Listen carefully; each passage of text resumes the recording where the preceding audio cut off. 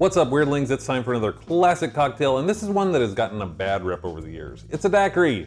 We've all had daiquiris, and honestly, usually they're probably not that good. They're like in a frozen daiquiri machine on the side of the street in Vegas or at some really cheap bar we went to in college. Daiquiris have gotten a bad rep over the years. I mean, with good reason, they've made really bad daiquiris. But a daiquiri made the right way is really, really nice, and you should really try one. It could change your entire perspective on the idea, the concept of a daiquiri. The recipe is super simple to remember. Just remember 2 1/2. You're gonna start off with 2 ounces of a rum and use a white rum. Don't use a dark aged rum. If you do, it's gonna be a different drink and a different experience. If you want a legit refreshing daiquiri, a white rum, we're gonna do 2 ounces of a white rum.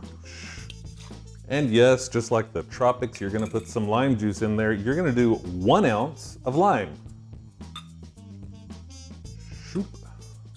And next for the half, you're gonna put a 1/2 ounce of a simple syrup in there. So see, 2 1/2, piece of cake, easy to remember. We are going to throw all of this in with some ice, and we are gonna shake it up until super well chilled. Once you get that shooken up and well chilled, we're just gonna double strain that into a coupe. You got a daiquiri. Super simple, right? Piece of cake.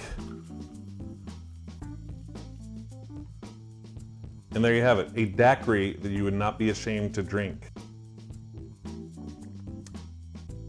Ooh, y'all, that's really nice. Yeah, that's really nice, I like that a lot. That's great, man. This is just a great drink, y'all.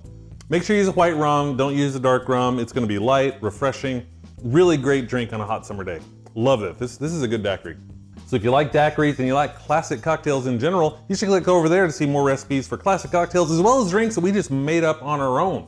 Don't forget to subscribe and click the little bell so you get notifications. And remember, once a month, the This Doesn't Suck Test Kitchen is live on Twitch. You can join us where we have guests in and we make drinks from scratch that have never seen the light of day in the world before. Maybe, we don't know, but you should be there anyway.